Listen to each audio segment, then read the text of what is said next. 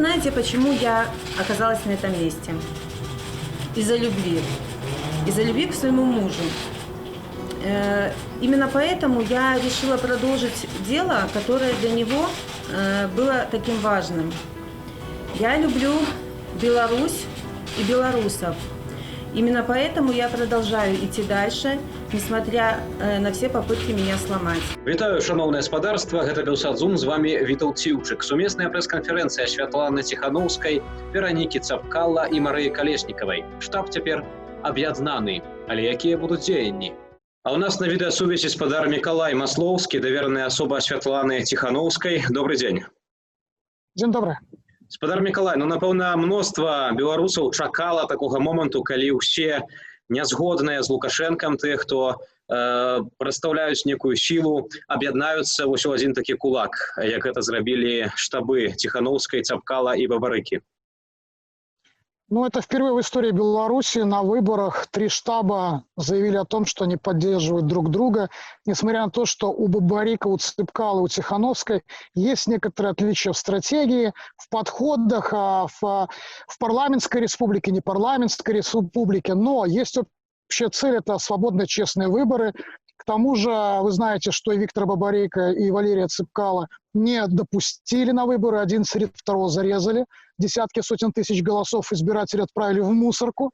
Поэтому у каждого из кандидатов есть свой электорат, есть свои, скажем так, классовые отличия, отличия по интересам. Это объединение означает, что все группы избирателей теперь могут поддерживать единого кандидата и на выборах голосовать не конкретно за Светлану Тихановскую, а за флаг свободных, честных выборов. Вы таксама узганілі такую агульную пазіцыю, гэта 5 пунктаў, прыйсці прагаласаваць 9 жніўня, таксама вызваленне ўсіх палітычных і эканамічных вязняў і даць ім магчымасць у свабодных судах нармальных адстаяць сваю пазіцыю. Трэцяе, гэта правядзенне паўторных сумленных выбараў пасля 9 жніўня. 4 пункт, гэта інфармаванне, як можна абараніць свой голас. І 5, гэта далучэнне да кампаніяў назіральнікаў. І вось тут таксама такое пытанне, бо Сергей Ціхановскі яшчэ да таго, як трапіў у вязніцу, казаў, што выбараў у Беларусі няма і хутчэй патрэбны байкот гэтых выбараў з Лукашэнкам. Аднак цяпер вось пазіцыя змянілася. Ну, Виталт, я скажу так, что никогда бойкот не приводил к какому-то успеху. Это свидетельствует статистика и опыт других стран. Это первое. Второе, ничего не изменилось. У меня была в прошлом году кандидатская депутатская кампания против Маши Василевич. Я прошел все эти вещи, лично знаю на своем опыте, как все это считается. Но на выборы надо идти, потому что и не рвать бюллетени, нормально их заполнять. Сейчас мы обсуждаем, как и что делать с этим заполнением. Есть креативные идеи, пока их озвучивать не буду. Но человек должен идти и голосовать за Светлану Тихановскую. Ну, не должен, если, конечно, хочет. Почему? Потому что в случае, как считаются голоса, мы знаем, но у человека есть моральная обида, потому что он пошел и проголосовал. Если он просидел на диване, то и обижаться нечего. Твой голос фальсифицировали, не фальсифицировали, об этом никто не знает. Кроме этого, мы прекрасно понимаем, что наблюдатели приходят на участки, они наблюдают, всю собирают статистику, и, как правило, какая-то серьезная реакция со стороны Ермошина и Лукашенко за этим не следует. Но все равно нужно в этом году, так как мы идем не за Светлану Тихановскую, мы идем за честные, свободные выборы, в том числе и за Светлану, которая является флагом вот таких перемен. Аднак тут пытанне ў тым, што вось таксама неважна, здаецца, ці людзі прыйдуць на выбары, ці не прыйдуць. Ярмошына напіша, як заўсёды, свае лічбы са столі Лукашэнку, гэта там будзе недзе 80%. І тут вось пытанне, ці вось будзе працаваць гэты пункт аб інфармаванні людзей, як абараніць свой голас, ці можна чакаць, што вось з гэтага аб'яднанага штабу будуць такія ясныя указанні, што рабіць, каб сістэму змяніць. Есть у нас стратегии несколько, я их пока, извините, озвучивать не буду, потому что есть специальные службы, которые работают на любую нашу инициативу с опережением. Вы знаете, штаб Бабарейка озвучил, чтобы люди несли в ЦИК заявления, жалобы, и быстро пошла реакция, и ЦИК сейчас не принимает письменные заявления ни по почте, ни по лично из рук, только от кандидата и доверенных лиц. То есть, чтобы такого не произошло, мы ничего, штаба Светланы Тихановской ничего говорить не буду, но я скажу, голосовать надо, и надо идти на эти выборы, хоть мы понимаем, что выборов нету. Это должно быть массовое мероприятие, которое предусмотрено законом, из-за которой, как правило, знакомство с вежливыми ребятами в черных балаклавах не следует. Все должны прийти, кто хочет, конечно, кто хочет перемены поставить, отдать свой голос за Светлану Тихановскую. Шчыра вам дзякую. На сувязі був спадар Мікалай Маслоўскі, даверная асоба кандыдата ў прэзідэнты Беларусі Святланы Тихановскай. На вынікі выбараў гэтае аб'яднанне не паўплывае, заявіла сёння старшыня ЦВК Лізія Ярмошына у інтэрв'ю журналісту Еўрарадыё Змітру Лукашуку. Что же касается вот этого объединения, то оно носит скорее рекламный характер. И на итоги выборов оно никак не влияет, не считая того, что Тихановская у нас участвует как кандидат.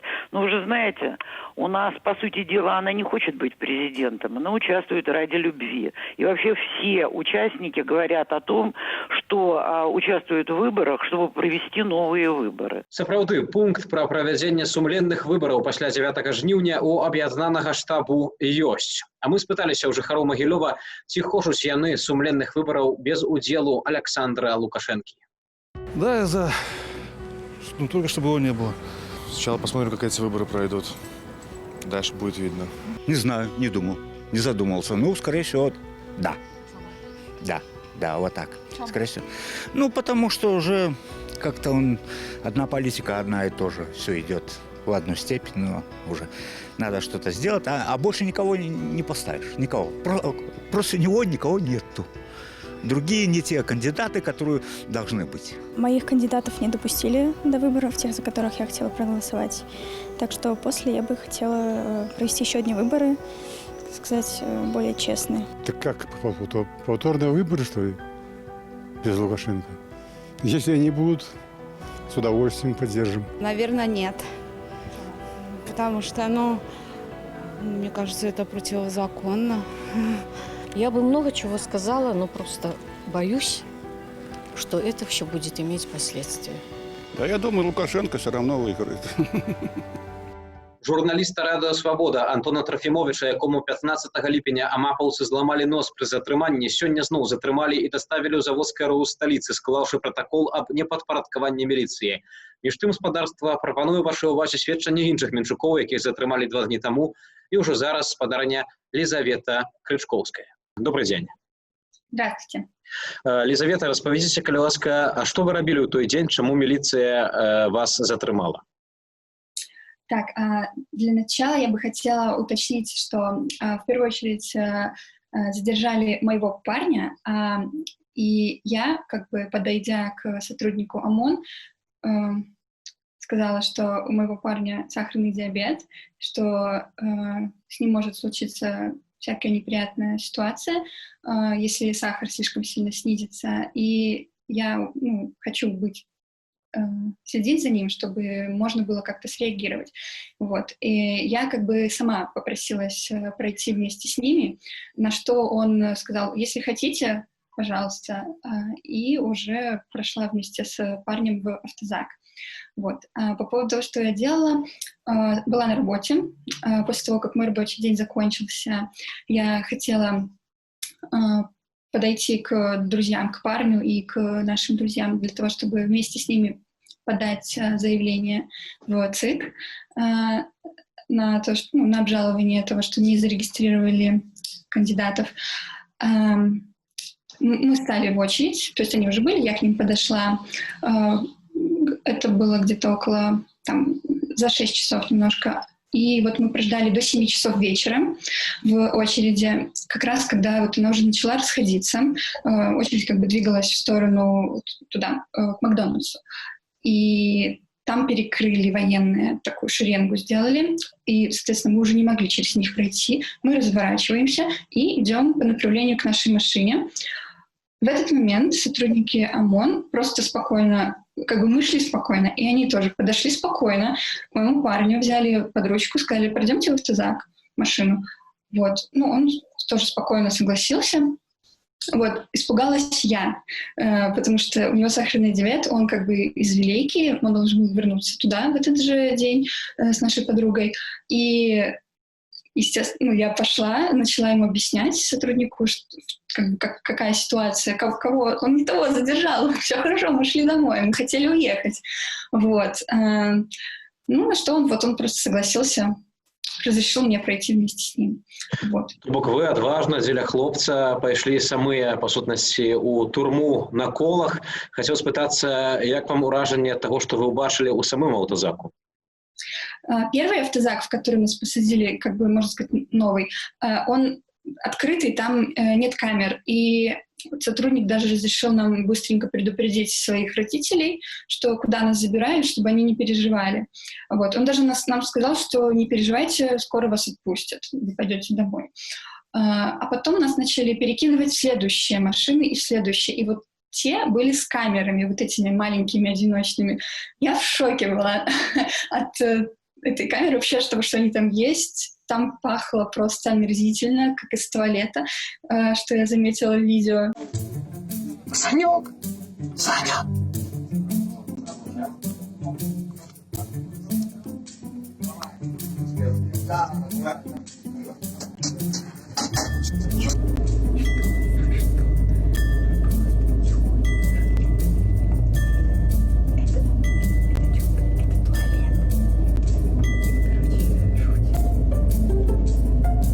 Там было такое маленькое только окошко, где ничего не... видно было только кабинка напротив.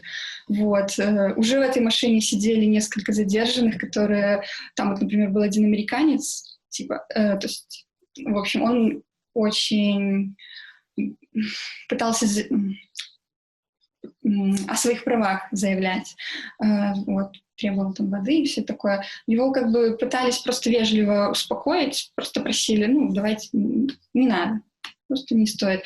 Вот. В целом, вот сотрудники, они просто старались не общаться ни с кем, они как-то все очень тихо, спокойно, наверное, по процедурам каким-то своим нас вот распихивали по этим комнаткам.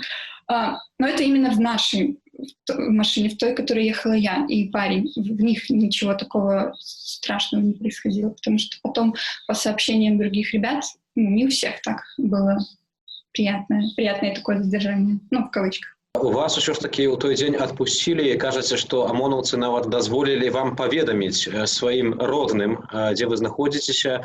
Гэта досыць такі, мне падаецца, нячасты выпадак са сведчанняў, такое чалавечае стаўленне ад міліцыянтаў, то бок могуць, калі захочуць. Да, в целом сотрудники, которые встретились по пути нам, были довольно-таки адекватные, спокойные, конечно, не то чтобы они положительно к нам относились, но с достаточным уважением. Просто старались как-то не слишком входить в контакт, но общаться более-менее нормально. Только там один единственный человек, который был в РУВД, который там матерился и говорил на «ты», и то не со мной, а с другим. Вот. А все остальные девушки, например, которые меня допрашивали, воды мне спокойно дали попить. Там в туалет проводили, когда нужно было. И остальных ребят тоже пускали в туалет. Вот еще важный момент. Например, парню разрешили оставить инсулин, глюкометр, вот это все, сок даже, и конфетки, которые как бы вообще не положены, потому что забирают все вплоть до бюстгальтера. Таксама яшчэ хацеў запытацца вось такую рэч. Вас адпусцілі ў той самы вечар, у тую самую ноч без складання пратаколаў. А як увогуле міліцыя тлумачыла вам тое, што вас затрымалі? Ці было нейкае тлумачэнне? Нет, никак не объясняли. Просто выполнили все процедуры, начиная от описи, там личные вещи в пакетик, это все туда. Потом мы ждали, потом нас там на камеру снимали, отпечатки брали. Вот. И уже вот в этот момент, когда после того, как вот это все завершилось, нас начинали отпускать по одному. То есть просто очередь была очень длинная, людей там человек 30, все это медленно происходило. И получается, меня, например, в полночь отпустили, парня в 1:30. Вот мы потом за ним приезжали с ребятами, с нашими друзьями, которые не уехали в Вилейку, остались. Спасибо им. Ваши сябры засталіся, вы таксама ахвярна дзеля свайго хлопца, як я ўжо казаў, пайшлі на затрыманне. Дзякую вам, Лізавета, за гэтае сведчанне і зычым моцы, трымайцеся, ўсяго найлепшага. Пожалуйста, спасибо и вам, всего хорошего. Спадара Мікалая Бібліса таксама затрымалі 15 ліпеня, вось толькі рабілі гэта іншыя амапаўцы. На сувязі спадар Мікалай Бібліс. Добрый дзень. Здравствуйте, да. Мікалай, распавядзіце, калі ласка, уласна, як вас затрымалі і як з вами абыходзіліся амунуцы? Собственно, в 7 часов закончилась работа ЦИК, все люди начали расходиться, двигаться в сторону площади Ленина. И я также двигался со всеми остальными в сторону площади Ленина, чтобы ехать, собственно, домой. Но цепь внутренних войск перегородила дорогу, сказали нам идти в обратную сторону, мы, собственно, и пошли в обратную сторону. Также потом перегородили дорогу, и в этот же момент ко мне подошли два ОМОНовца, сказали, пройдемся. Я только успел спросить, почему. Меня начали тянуть, я пытался упираться, но меня быстренько подняли на руки и закинули в автозак. Там, собственно, да, я и получил травму, у меня, получается, сломали один зуб и два нижних у них сколы. Ну, собственно, меня били, да, и посадили на пол, там было несколько оскорблений, но это вот именно главные претензии именно к ОМОНу, да, что вот такое обращение, а именно самому РУВД, сами сотрудники милиции, к ним особо таких прям претензий нету по сравнению с ОМОНовцами, да. Это то бок совсем... вас били и вам зламали нават зуб при затрыманні. Да, да. Все верно. І хоць я не разумею, увогуле неяк вам патлумачылі ваше затрыманне, нешта, некі протокол склалі? В РУВД, когда составляли протокол, я спросил, по какой статье, собственно, меня задержали и что мне вменяется. Мне сказали, статья о массовых мероприятиях. Все. І все. А і вас ўсё ж таки потым адпусцілі ноччу з РУС? Так, часа два. Я был предпоследним. Цяпер не ведаю, ці ёсць нейкая павестка, недзе ў суд, ці зноў у міліцыю? Нет, просто ждать, что, мол, сообщат. Скажите, калі ласка, а ў вашым аўтазаку, вось калі вас туды правялі, мякка кажучы, ці таксама абыходзіліся з іншымі затрыманымі? Нет. Ну, конкретно в моем, котором сначала у нас было 5 там человек, там, кстати, да, я знаю, вот свидетель, который видел, собственно, как меня били. Ко мне, я так понял, было такое отношение, потому что, да, я упирался, и им пришлось меня на руках нести, и потому что я еще крикнул «помогите» в момент задержания. Это им не понравилось. Апроч вось збіцця, што яны гаварылі, якімі словамі яны звярталіся да вас? Да, они просто кричали, мол, садись, иди, там, двигайся дальше, не рыпайся, и вот тому подобное. Зразумела. Ну, и было выражение, то есть оскорбление, но я не хочу просто повторять. Разумею. Ну што ж, спадар Мікалай, дзякую вам за гэта сведчанне. Трымайцеся, моцы і ўсяго найлепшага. Такім чынам, атрымаўшы азнолькавы загад затрымоўваць ні ў чым не вінаватых людзей, розныя амапаўцы могуць рабіць гэта па-рознаму. Усё тут залежыць ад кожнага канкрэтнага міліцыянта. Між тым, сёння ў Берасці працягвалі судзіць затрыманых удзельнікаў акцыі 15 ліпеня супраць нерэгістрацыі ЦВК Валерыя Цапкалы і Віктара Бабарыкі. Суддзя Змітрый Куроўскі пакараў 15 сотнямі арышту Дзяніса Сароку. Яшчэ 19 чалавек атрымалі штрафы і прысуды агучылі Андрэй Грушко і Дзмітрый Шурын. Акцыі салідарнасці з Беларуссю па ўсёй планеце не спыняюцца. І сёння была чарговая маніфестацыя ў Ізраілі, і на сувязі спадар Барыс Давід Балта, удзельнік акцыі. Вітаю. Вітаю. Барысе, распавядзіце, калі ласка, колькі людзей прыйшло, якія былі плакаты і, уласна, чаго патрабавалі? Это уже чарговая акция, якая праходзіць падчас гэтай новая была ля амбасады Беларусі. Сённяшняя акцыя адбылася на плошчы Ізраіля ў Тель-Авіве. Гэта такое месца, дзе звычайна адбываецца такі вялікі палітычных сілаў Ізраіля, ад левых да правых, ад рэлігійных да светскіх. Прыняў удзел 100 чалавек. В основном трымалі беларускай, былі таксама плакаты на іўрыце з патрабаваннем сумленных выбараў і таксама з заклікам, што нас 97%.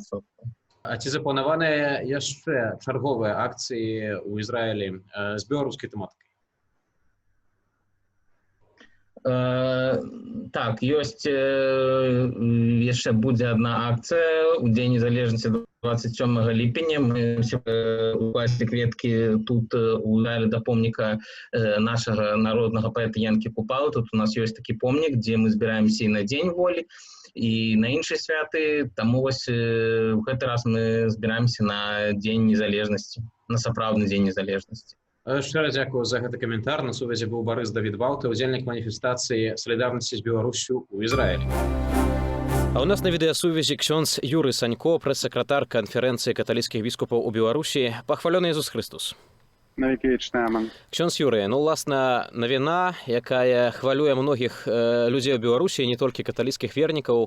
166 тысячаў рублёў патрабуюць ад менскай парафіі Святых-Сымона і Алены дзяржава. І, уласна, пытанне, што будзе далей з каталіцкім касцёлам, сімвалем сталіцы, чырвоным касцёлам? Увесь час, конечно, гэта пытанне, якое турбуе, зараз немає абыякавых людзей у нашай краіне, у Беларусі, не толькі па-за межам таксама, якія б не цікавіліся гэтым пытаннем, тому што пытанне сапраўды вельмі неардынарнае, і такое пытанне, якое ўзнікла, можна сказаць, знянацку, такім комам вялікім навалілася. Зараз мы шмат працуем таксама з юрыстамі, каб разабрацца ўсё ж да канца ў заканадаўстве, тых дазволах, у тых льготах, якія існуюць, каб сапраўды выйсці з гэтай непростай сітуацыі, якая дагэтуль не вырашана. І тое, што касцёл з'яўляецца ўласнасцю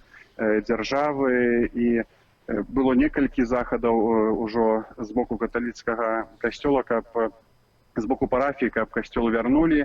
І апошні зараз збор подпісаў, які адбываецца, канешне, гэта апошні абумоўлена тым, што выстаўлены такія кошты. І з аднаго боку мы як рэлігійная арганізацыя пазбаўлены, ёсць гэтая льгота на падаткі за зямлю, за нерухомасць. Аднак, будучы не ўласнікам будынку, мы падпадаем под гэты закон, што павінны плаціць. Таму зараз юрысты нашы разбіраюцца, і у бліжэйшы час таксама з'явіцца афіцыйная заява каталіцкага касцёла на гэтую сітуацыю, каб таксама людзям раз'ясніць і выказаць наш бок, нашае бачанне гэтай справы. У сераду мелася быць сустрэча прадстаўнікоў каталіцкага касцёлу з Менгарвыканкамам, аднак яе не адбылося. Вядома, што прэм'ер-міністр Беларусі яшчэ ў 2012 годзе уключыў чырвоны касцёл як гісторыка-культурную каштоўнасць, як аб'ект, за які не трэба плаціць ні арэндную плату, ні падаткі на зямлю. Як вось гарадскія чыноўнікі тлумачаць касцёлу тое, што яны патрабуюць такую вялікую суму? Па-першае, нам пакуль што яшчэ афіцыйна ніхто нічога не тлумачыў. Мы маем толькі, як у агульным доступе ёсць зварот гарвыканкама адносна гэтай справы, сітуацыя, якая ўзнікла, дзе мы бачым, што касцёл павінен плаціць. Ніхто не адносіцца да той пастановы Савета міністраў, якая была з 12-го года, якая існуе. Некалькі рэдакцый было, ніхто да гэтай не адносіцца да гэтай пастановы, таму што ёсць закон пра аб налогах, аб падатках, і усе спасылкі ідуць на гэты закон. Ксёндз Юрый, вядома, што ў 1990 годзе, калі гэты касцёл вярталі парафіі, але зараз аказваецца, што не зусім вярнулі, але калі ў касцёле зноў пачалі правіць імшы, калі пачалі маліцца, людзі вельмі моцна змагаліся, вернікі за касцёл, былі нават і галадоўкі. І вось цяпер выстаўляюць такі рахунак, і незразумела, што далей будзе. Ці ўвогуле дазволяць далей каталікам маліцца ў гэтым касцёле, які быў зрэшты збудаваны на грошы Эдварда Вайніловіча, фундатара. І пытанне ў тым, што ў свой час дзяржава, камуністычная дзяржава яго забрала, па сутнасці канфіскавала. Ведаеце, я думаю, што ў нашым звароце адносна гэтай справы, якая зараз існуе навакол чырвонага касцёла, мы таксама хочам паказаць гэты перыяд, пачынаючы з 91-го года, таму што, ведаеце, у касцёле было дазволена людзям праводзіць імшы. І касцёл быў перададзены парафіі, але не юрыдычна. Парафія магла ўжо служыць інша, але трэба не забываць таксама пра тое, таму што гарвыканкам і мінская спадчына кажуць аб тым, што касцёл не ўклаў ні капейкі ў рэстаўрацыю, якая недавно завяршылася. Аднак трэба таксама не забываць той факт, што ў 91 годзе вялікія рэмонты па аднаўленню касцёла, па таму, каб касцёл меў сапраўды выгляд святыні, якая была вельмі моцна пашкоджаная, дом кіно быў, і касцёл гэта ўсё рабіў за кошты парафіі, не за кошты дзяржавы альбо якіхсьці арганізацый дзяржаўных. Гэта было зроблена за кошт парафіі. Усе рэмонты ў 91 годзе і пазней, паглядзіце, з 91 года да сённяшніх дзён гэта 30 гадоў. І увесь час касцёл, сама парафія падтрымлівала будынак, праводзіла якіясьці такія бягучыя ремонты, добраўпарадкаванне тэрыторыі. Все это было за кошт парафіі. Сёння мы бачым, што гэта ніхто не ўлічвае. Таксама наступная справа, што касцёл ніколі не быў, напрыклад, у камунальных плацяжах. Касцёл заўсёды выплачваў і за свет, за электраэнергію, за цяпло, усе іншыя падаткі, якімі абумоўлена менавіта камунальная, калі ёсць камунальная ўласнасць. Таму пытанне адкрытае, і пытанне сапраўды такое вострае пытанне, і не хацелася б, каб ускладняць гэтае пытанне, таму касцёл заўсёды шукае такого кампрамісу, каб дыалогам вырашыць гэтае пытанне, каб, можа, за круглым сталом. На жаль, так як вы узгадалі, сапраўды гэтая сустрэча не адбылася з прадстаўнікамі гарвыканкаму, але мы працуем самі, і прынамсі ліставаннем будзем дамаўляцца, каб сапраўды гэтая сітуацыя не бударажыла ні парафіян, ні іншых людзей, якія сапраўды таксама перажываюць за нас. Дзякую вам шчыра за каментар. На сувязі быў ксёндз Юрый Санько, прэс-сакратар канферэнцыі каталіцкіх біскупаў у Беларусі. Спадарства, на гэтым сёння ставім кропку. Для вас працаваў Вітаўт Ціўчык. До наступных эфіраў.